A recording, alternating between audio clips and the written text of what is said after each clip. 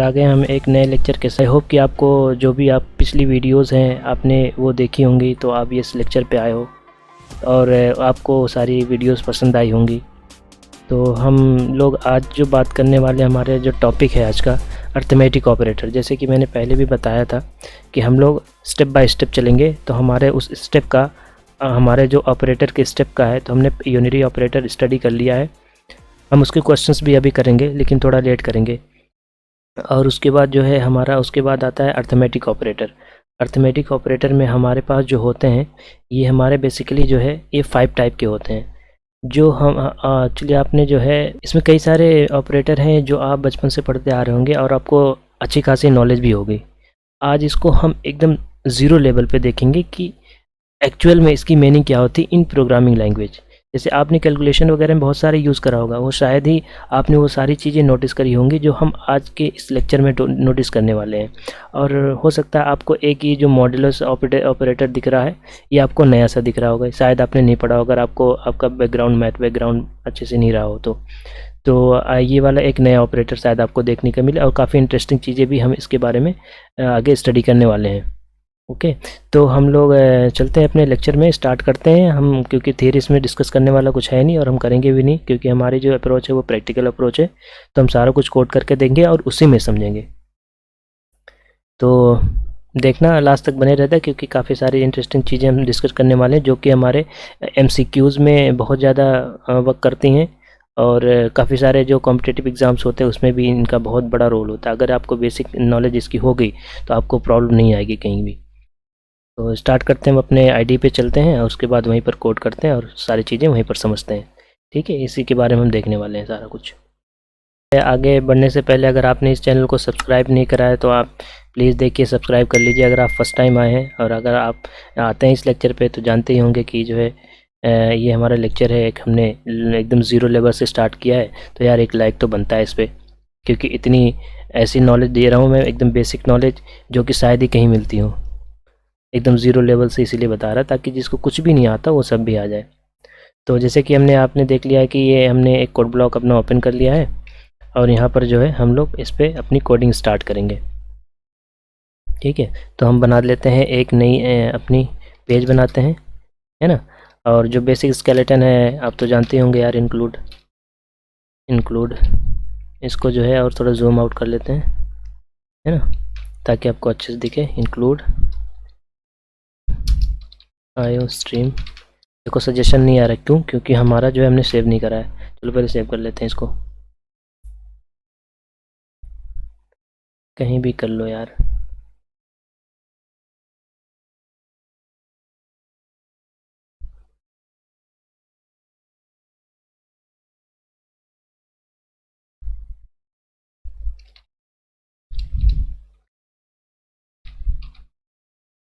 अच्छा, आप याद रखना इसको, जो इसका एक्सटेंशन जो है .cpp होता है। आप देखो, भूलना नहीं, मैं बार बार इसलिए बता देता हूँ ताकि आपको याद रहे, आपको वो गलती नहीं करो। अब देखो ये सेव हो गया ना, इसका मतलब यहाँ से स्टार जो था वो चला गया।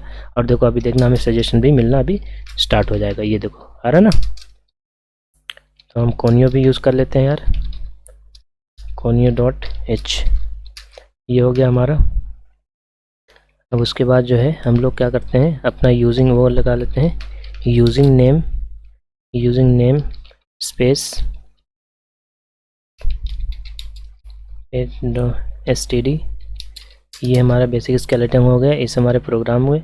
अब उसके बाद हम एंट्री पॉइंट अपना लगाते हैं, मतलब इंट और मेन लगाते हैं। इसमें हम लोग जो है हम लोग अपना कोड करेंगे, रिटर्न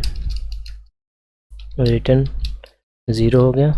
ये हमने सेमी का, देखो सेमी कॉलन कभी भी भूलना नहीं तो फॉरन एरर दे देगा, क्योंकि जो है एक ऐसी लैंग्वेज है जो कुछ रूल्स और रेगुलेशन इसके होते हैं और उसको आपको फॉलो करना हो, तो तभी ये जो है हमको वो वर्क करके देती है जो हम कहते हैं, है। तो हम क्या करते हैं, हम लोग सबसे पहले स्टडी कर लेते हैं हम प्लस ऑपरेटर को, है ना। सबसे पहले प्लस ऑपरेटर को ऐड कर लेते हैं, जैसे कि आपने ऑलरेडी पढ़ रखा होगा, लेकिन हम बस थोड़ा सा एक बेसिक अंडरस्टैंडिंग ले सकते हैं कि इसमें कैसे वर्क करता है। हम यूज़ करते आ रहे हैं, ऐसी बात नहीं है, आप जानते हैं, लेकिन फिर भी हम एक यहाँ पर देख लेते हैं। a इज़ इक्वल टू हमने दे दिया 8, b इज़ इक्वल टू दे दिया हमने 9। ठीक, अब क्या करना है हमें, अगर इन दोनों की वैल्यू को ऐड करना है, ठीक है, इन दोनों की वैल्यू ए एंड बी की वैल्यू को ऐड करना है, तो हमें क्या होगा, हमारी एक मेमोरी एलोकेट करनी पड़ेगी जिसमें इसको स्टोर करें। एक तो तरीका ये हो गया, उस जो हम वैल्यू, हम उसकी वैल्यू जो होगी, इनका जो सम आएगा उस वेरिएबल में स्टोर कर दें जो हम अपनी मेमोरी में एलोकेट करेंगे, like int c is equal to a plus b, इनकी वैल्यू हम स्टोर कर दिए। एक तो तरीका ये हो गया है ना, एक तो वे ये हो गए। दूसरा ये कर सकते हैं हम लोग कि डायरेक्टली हम कर सकते हैं, डायरेक्टली यहाँ पर हम मैसेज भी प्रिंट करा देते हैं, ऐड, ठीक। अभी देखना जो है ये एक तो सी की वैल्यू अगर हम प्रिंट कराएंगे तो इतना आ जाएगा, एक एंडल भी लगा देते हैं ताकि आपको प्रॉब्लम नहीं हो। देखो इसकी वैल्यू इतनी आएगी। अब एक तरीका ये और है, अच्छा इसको रेप्लिकेट कर देते हैं हम लोग, हैं, ये देखो ऑटोमेटिक लिख गया। तो यहाँ पर भी आप ये भी कर सकते हो, इसको यहाँ से ना लगा के ए प्लस बी डायरेक्ट यहाँ भी कर सकते हो, ठीक है। दोनों की रिजल्ट क्या आएगा, सेम आएगा। अभी आप देख लेना, ठीक है। तो देख लेते हैं भाई अपना रिजल्ट हम।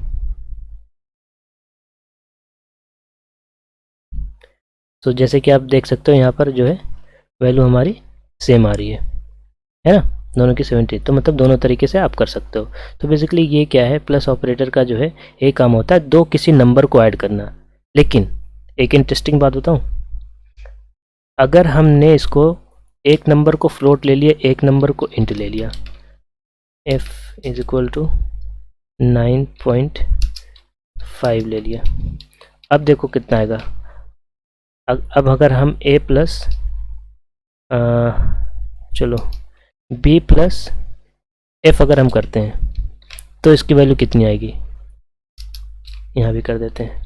आप कमेंट करके बताओ, देखो कितनी आपकी वैल्यू आ रही है। अगर हम a प्लस बी, c एक इंट वैल्यू है, उसमें हम इन दोनों की वैल्यू जो है कराना चाह रहे हैं, ऐड करना चाह रहे हैं और पूछ रहे हैं कि इसका रिजल्ट कितना आएगा।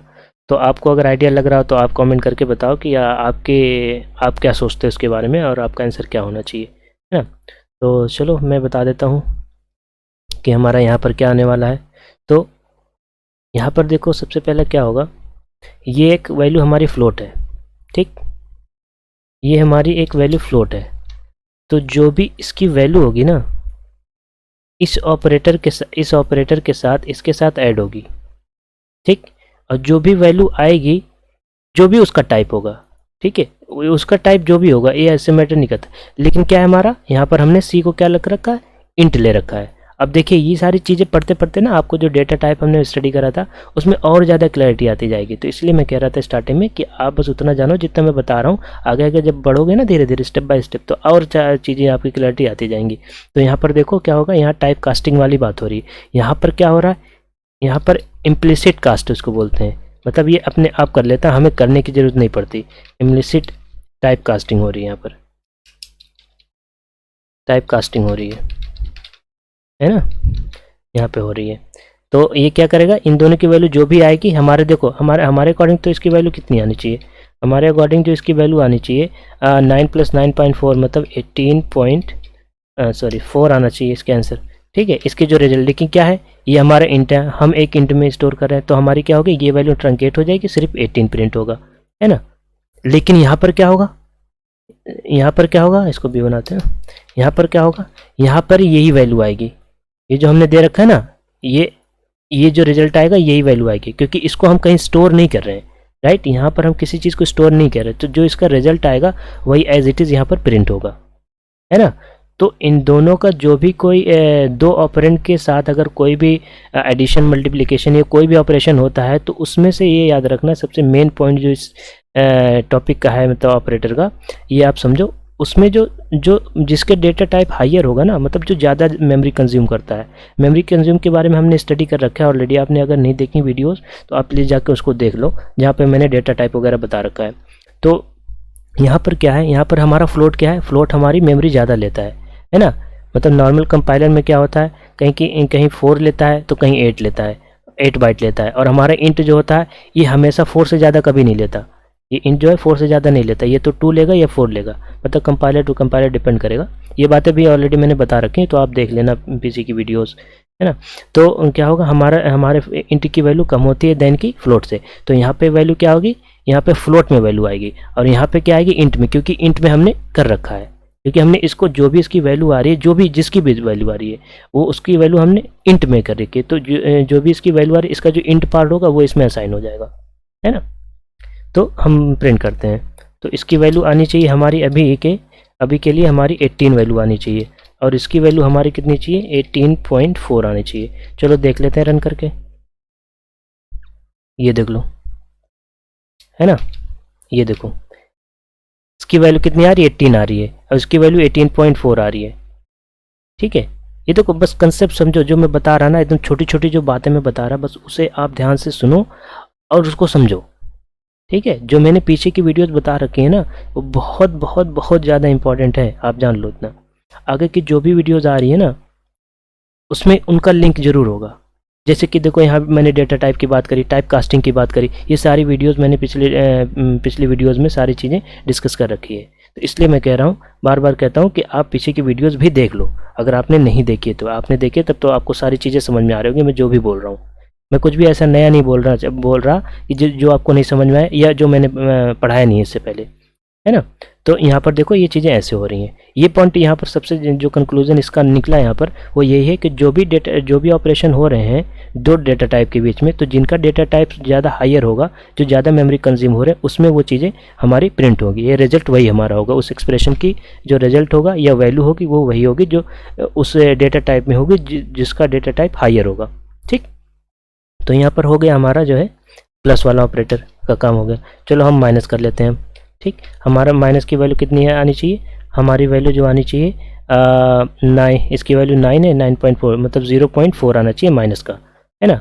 लेकिन क्या आएगा, इसकी वैल्यू 0 आएगी, क्योंकि यहाँ पर जब हमारी वैल्यू आएगी, यहाँ पर जब हमारी वैल्यू आएगी तो क्या होगा, 9 माइनस 9.4 मतलब क्या होगा, 0.4 आएगा, है ना, 0.4 आए। लेकिन क्या है, हमने इसको स्टोर कहाँ रखा है, हमने इंट में करा रखा है, तो हमारी इसकी वैल्यू क्या बन जाएगी, 0 बन जाएगी, है ना। लेकिन इसकी वैल्यू क्या बनेगी, ये वाली वैल्यू भी देख लेते हैं। ये वाली वैल्यू क्या बनेगी, हमारा 9.4 है ना, 9.4 और ये 9 दोनों को का, अच्छा माइनस, यहाँ भी तो माइनस भी तो करना पड़ेगा यार, b माइनस 9, तो यहाँ पे वैल्यू जो भी इसका रिजल्ट आएगा ना एज इट इज़ आ जाएगा, क्योंकि वही रीजन है यहाँ पे फ्लोट, क्योंकि इसका जो रिजल्ट आएगा, जो भी इसका ऑपरेशन करके जो रिजल्ट आएगा वही यहाँ पर प्रिंट हो जाएगा, क्योंकि हमने इसको कहीं भी किसी अदर वेरिएबल में स्टोर नहीं कराया है ना। तो इसकी वैल्यू क्या आनी चाहिए, इसकी वैल्यू यही आनी चाहिए, ये वाली चीज़ यहाँ पर आनी चाहिए। ठीक, इसकी वैल्यू 0 आनी चाहिए। चलो देख लेते हैं, ये देख लो, है ना, इसकी वैल्यू देखो 0 आ रही। अब क्यों आ रही है 0, क्यों आ रही है 0, ये आपको पता होना चाहिए, मैंने ऑलरेडी बता दिया अभी, है ना। और इसकी वैल्यू माइनस 0.4 क्यों आ रही, ये भी चीज़ें मैंने बता दी हैं। ठीक है, अगर आपको नहीं समझ में आई एक बार रिपीट करके थोड़ा सा 1-2 मिनट पीछे करके आप फिर से देखो, 100% आपको समझ में आएगी, है ना। मैं इसीलिए कोई भी चीज़ छोड़ नहीं रहा ताकि आपको कहीं भी 1% का भी कन्फ्यूज़न नहीं हो इस वीडियो को देखने के बाद। अब सिर्फ आप क्वेश्चन पे क्वेश्चन करते जाओ, है ना। आपको एक और बात थी, जैसे क्वेश्चन से मुझे याद आया कि अगर आपको लगता है कि क्वेश्चंस मैं कम करा रहा हूँ तो अगर आप कमेंट करके बता दो अपना सजेशन जो भी है, तो मैं एक प्लेलिस्ट बना दूँ जिसमें आपको कुछ क्वेश्चंस प्रैक्टिस करवा दिया करूँगा, ताकि आपको जो है कुछ कंसेप्ट क्वेश्चंस के थ्रू भी क्लियर हो जाए। क्योंकि क्या होता है ना हमारे साथ कि जो हम थियरी पढ़ लेते हैं लेकिन हमें क्वेश्चन जब नहीं होते ना कॉन्फिडेंस नहीं आता। लेकिन वैसे मैं इसमें कर रहा हूँ, मैं क्वेश्चन भी वो क्वेश्चन जरूर डिस्कस कर दे रहा हूँ जिसमें मोस्टली लोगों को कन्फ्यूजन हो जाती है बहुत ज़्यादा। अगर मैं एक ही वीडियो में क्वेश्चन कराने लग जाऊँगा ना तो काफ़ी लंबी वीडियोज़ हो जाती हैं, है ना। तो अगर आप कहो तो मैं एक प्लेलिस्ट दूसरी बनाता हूँ और उसमें सिर्फ मैं क्वेश्चन प्रैक्टिस कराया करूँगा। जैसे जैसे टॉपिक होते जाएंगे उससे वैसे मैं उसके क्वेश्चंस कराता जाऊँगा, ताकि दोनों चीज़ों पे कमांड होती जाए बढ़िया वाली, है ना। तो जो भी हो आप बता देना, ठीक। तो हम आगे बढ़ते हैं वीडियोज़ में। तो यहाँ पर हम क्या करते हैं, हमारा माइनस का काम हो गया, है ना। अब देखो ध्यान देना, इसमें जो भी वैल्यू बड़ी आ रही है ये यहाँ पे आ ध्यान दो। इसको चलो इसको हटाते हैं, ठीक। ये वाली चीज़ आपको टाइप कास्टिंग वाली पता चल गई, मुझे वही बताना था इसलिए मैंने उसको फ्लोट में ले लिया था, ठीक। तो ये चीज़ें क्लियर हो गई। हम इसको बी बनाते हैं। अब देखो ए माइनस बी, ठीक। इसको हटाते हैं, इसको हटाते हैं, ये सारी चीज़ें अब तो समझाने की बात है नहीं यार, ठीक। क्यों फर्जी में लगाना, है ना। तो देखो क्या होगा यहाँ पे ए, इन दोनों की वैल्यू सेम आएगी। हाँ, 8 - 9 मतलब -1 दोनों जगह पे प्रिंट होना चाहिए, क्योंकि इंटीजर है तो इसमें कोई प्रॉब्लम नहीं होगी, एज इट इज आएगा, है ना। तो देखो इसमें देखो हमने बचपन में पढ़ा होगा काफ़ी सारी चीज़ें, है नहीं, कि मतलब जिसकी वैल्यू बड़ी होती है उसका साइन आता है अगर हम प्लस करते हैं या एडिशन करते हैं। प्लस में तो खैर कोई बात ही नहीं है, लेकिन अगर हम माइनस करते हैं तो हमारा क्या होता है, जिसकी वैल्यू बड़ी होती है मैग्नीट्यूड वाइज उसका साइन हम ले लेते हैं। तो देखो सही बात है, यहाँ भी वही चीज़ें हो रही हैं, कोई पंगा नहीं, है ना। तो यहाँ पर जैसे हमने देखा कि जो भी वैल्यू यहाँ पर बड़ी आ रही है उसी का साइन यहाँ पर आ रहा है। अभी देखना आगे दिखाएंगे कुछ और भी इंटरेस्टिंग चीज़ें, आप बस बने रहो, उसमें बने रहो, आपको काफ़ी अच्छी अच्छी चीज़ें देखने को मिलेगी। तो हमारी दो चीज़ें होंगी। हाँ, हमारा अब मल्टीप्लिकेशन ऑपरेटर देख लेते हैं हम इसी बात पे। तो इसको हम 10 ले लेते हैं, है ना। तो यहाँ पर हमारा जो ये इसको मैं हटा ही देता हूँ ना, इसको कमेंट आउट कर देता हूँ, क्या पता जो है कहीं काम लगे। तो हमारा मल्टी लिख देते हैं, मल्टी, है ना। मैसेज भी अच्छा प्रिंट होना चाहिए यार, मीनिंगफुल। मैंने बताया था ना वेरिएबल का नेम थोड़ा मीनिंगफुल रखा करो ताकि आपको भी कन्फ्यूज़न नहीं हो वो चीज़ें देखने में। तो यहाँ पर जैसे कि हो गया हमारा मल्टीप्लिकेशन आएगा, आप जानते ही होंगे कि 8 × 10 कितना होता है, ऑब्वियसली 80 होगा, इसमें तो कोई कन्फ्यूज़न ही नहीं है। अगर कन्फ्यूज़न हो तो बताओ यार कमेंट में, है ना। इसकी वैल्यू 80 आ गई, कोई नो इशू, इसमें कोई प्रॉब्लम नहीं है। लेकिन अगर हम इसको इसमें हम माइनस कर दें, इसमें हम माइनस भी करें, तो देखो प्रायोरिटी ऑर्डर की बात यहाँ पर कर लेते हैं। देखो कोई भी चीज़ अगर पैरेंथेसिस में है ना तो सबसे ज़्यादा प्रायोरिटी उसी की हो, चाहे भले ही क्यों ना उसकी सबसे लो प्रायोरिटी हो। प्रायोरिटी के बारे में मैंने सारी चीज़ें पहले वीडियोस में डिस्कस कर रखी हैं, तो जो और भी वाला वीडियो वहाँ पर आप देख लो कि प्रायोरिटी क्या होती है ना। तो क्या होगा यहाँ पर -10, तो ठीक है, यहाँ पर जो भी वैल्यू होगी अगर हम इसके करते तब भी कोई दिक्कत नहीं होती, जो हमारा रिजल्ट आने वाला है अभी वो सेम ही आता। 8 × -10 है ना, तो इसकी वैल्यू कितनी आएगी हमारी -80 आएगी, है ना।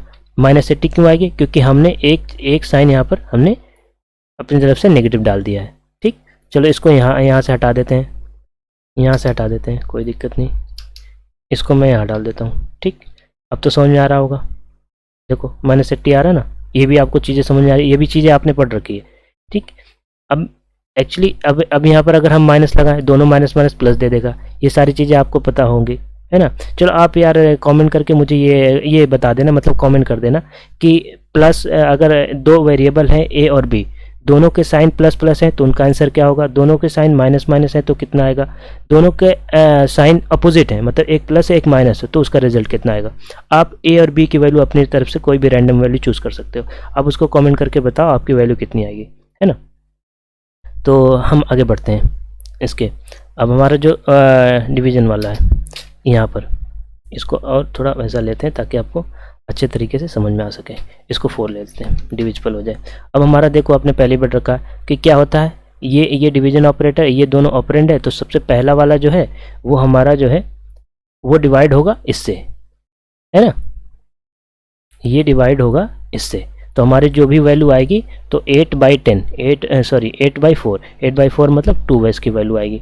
ठीक, 2 वैल्यू आएगी, नो इशू, ये हर किसी को पता है, आप सबने पढ़ रखा है।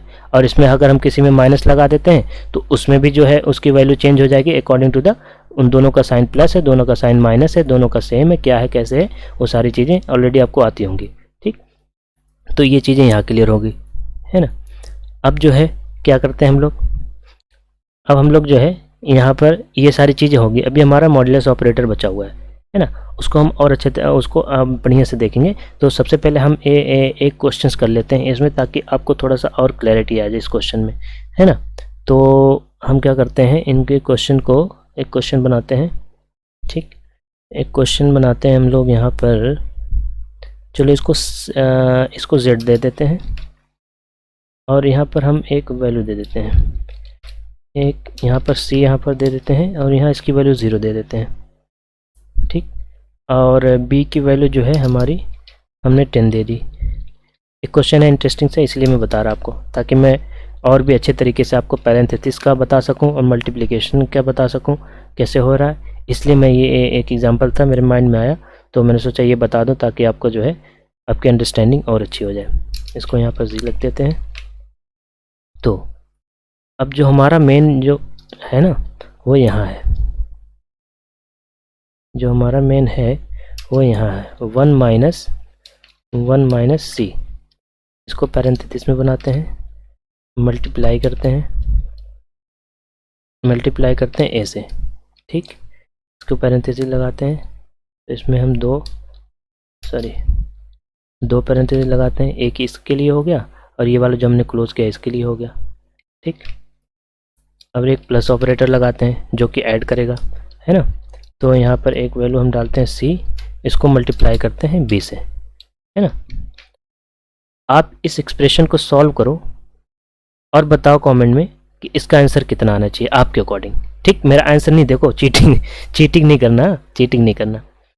करना अपना। यहाँ जैसे मैंने लिख रखा है, यहाँ पर अगर आपको आता समझ में कि कैसे सॉल्व होगा और जेड का आंसर कितना होगा, तो इसी टाइम स्टैम्प लगा के आप बता दो कि ये वाली चीज़ ये आंसर होगा, ठीक है।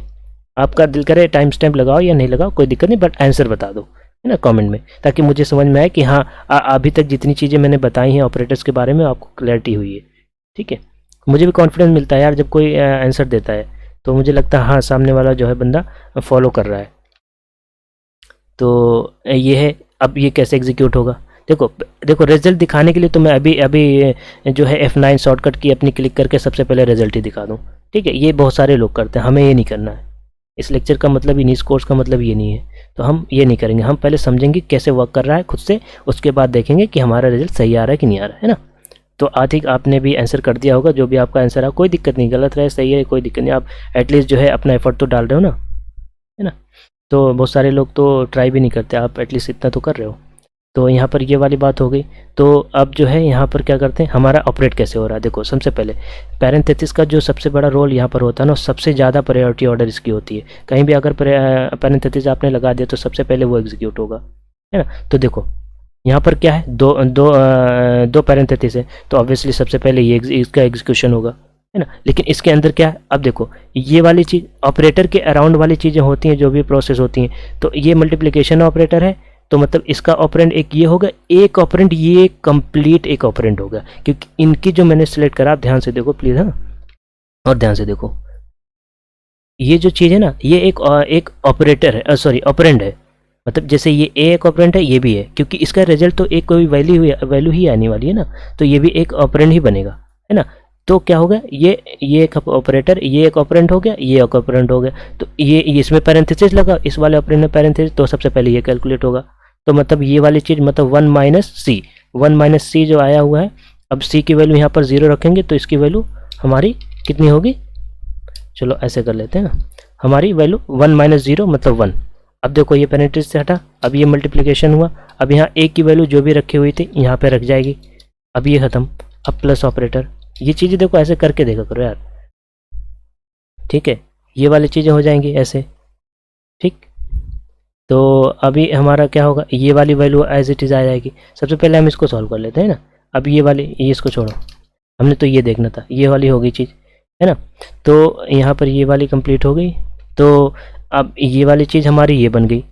अब उसके बाद हमारे पास ये एक प्लस ऑपरेटर है, और ये एक ऑपरेंड ये बनेगा, एक ऑपरेंड ये बनेगा जब इनका एग्जीक्यूशन होगा, है ना। तो 1 × 5 5 हो गया यहाँ से, और यहाँ सी की वैल्यू कितनी है 0, तो 0 में कुछ भी चीज़ मल्टीप्लाई करो 0 ही आएगा ऑब्वियसली।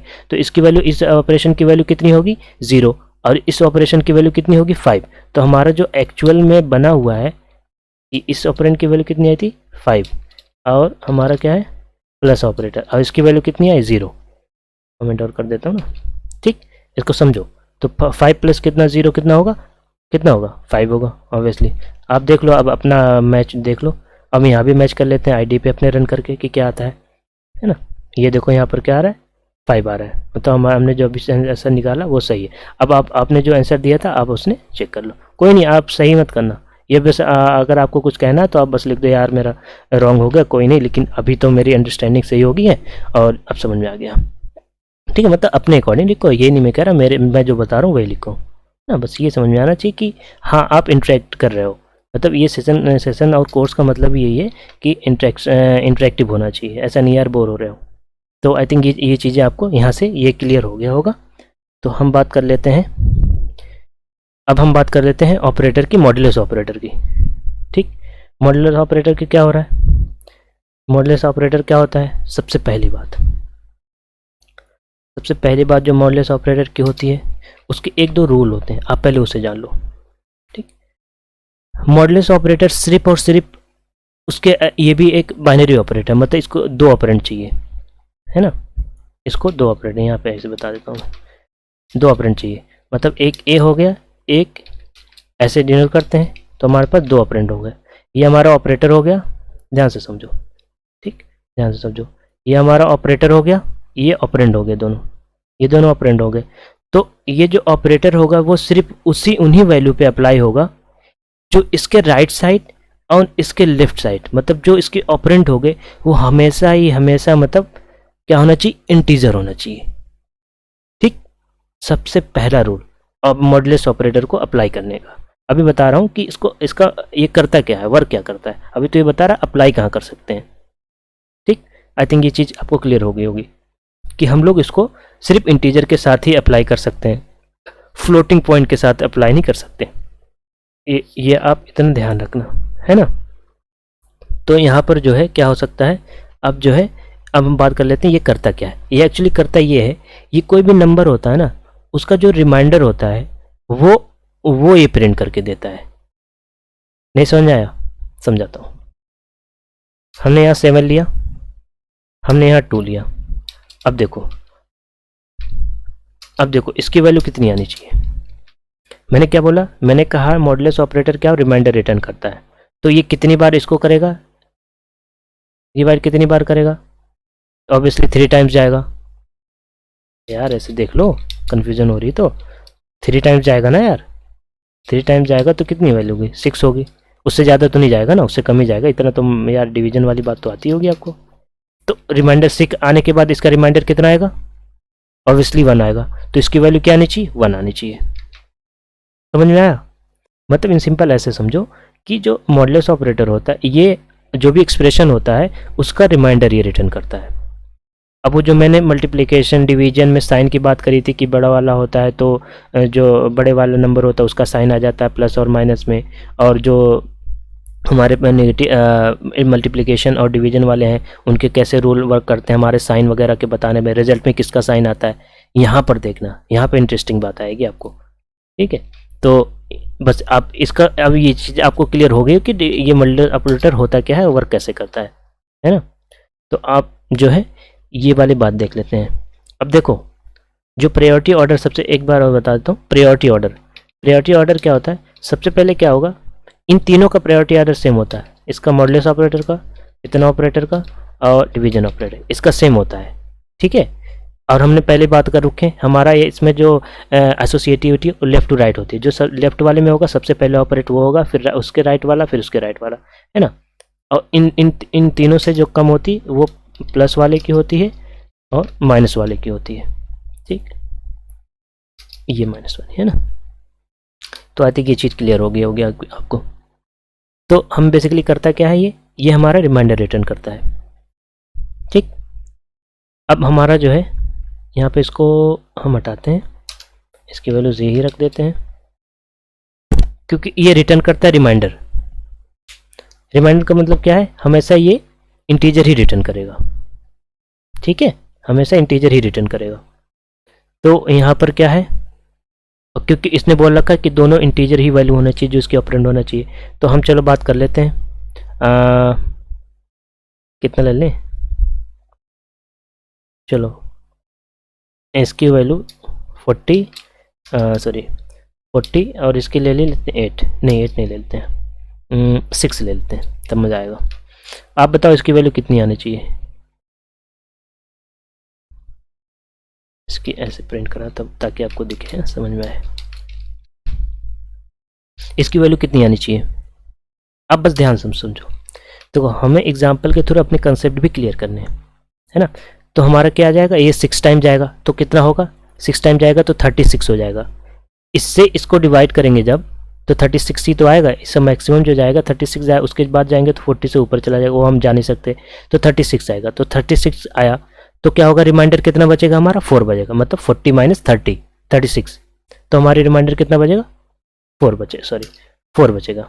तो हमारी वैल्यू कितनी जेड की आनी चाहिए, ऑब्वियसली हमारी 4 आना चाहिए। देख लेते हैं, मैं गलत बोल रहा है ऐसे ही बोल रहा, ये देखो 4 आ रही है, बिना सेटिस्फेक्शन। ठीक, तो अब हमारा जो है यहाँ पर देखो इनकी वैल्यू 4 आ गई, लेकिन अब ये बात बहुत सारे लोग को नहीं पता होती है, तो आप भी जो है थोड़ा ध्यान देखना। देखो 3 मॉडुलो 6 करते हैं, तो हम अगर एक बार भी इसको चलाएंगे 6 को तो हमारा 6 आ जाएगा, मतलब एक्सिट कर दे रहा है 3 को, मतलब फर्स्ट ऑपरेंड को एक्सिट कर दे रहा है ना, फर्स्ट ऑपरेंड को एक्सिट कर दे रहा है। तो इसकी वैल्यू कितनी आएगी, मतलब हम एक बार भी नहीं चला सकते, मतलब 0 टाइम्स चला सकते हैं, है ना, ऐसे भी तो कर सकते हो ना कि 0 टाइम चला सकते हैं, इसको रन करा सकते हैं। तो 6 इंटू 0 मतलब 0, तो रिजल्ट कितना आएगा हमारा, तो रिमाइंडर कितना आएगा 3 माइनस 0। समझ में आ रहा है ना आपको, मतलब जो फर्स्ट वाला ऑपरेंड है उससे जो माइनस होगा इसकी वैल्यू, जो भी जितने टाइम रन होगा। अरे यार हम कैसे कर रहे थे ये वाली बात, जैसे था हमारा कि 40 डिवाइड करो, ठीक ऐसे करो, ऐसे समझो 36, तो हमारा जो आया इसकी वैल्यू कितनी, ये हमारा कितना था 6 था ना, तो 36 टाइम जाएगा, तो ये 6 टाइम चलेगा ना, लेकिन इसकी वैल्यू जो इसकी वैल्यू आएगी 6 टाइम चलने की 36 होगी ना 6 की, ठीक, ये 36 है तो मतलब 40 माइनस 36। ठीक, चलो यार यहाँ भी बता देता हूँ मैं।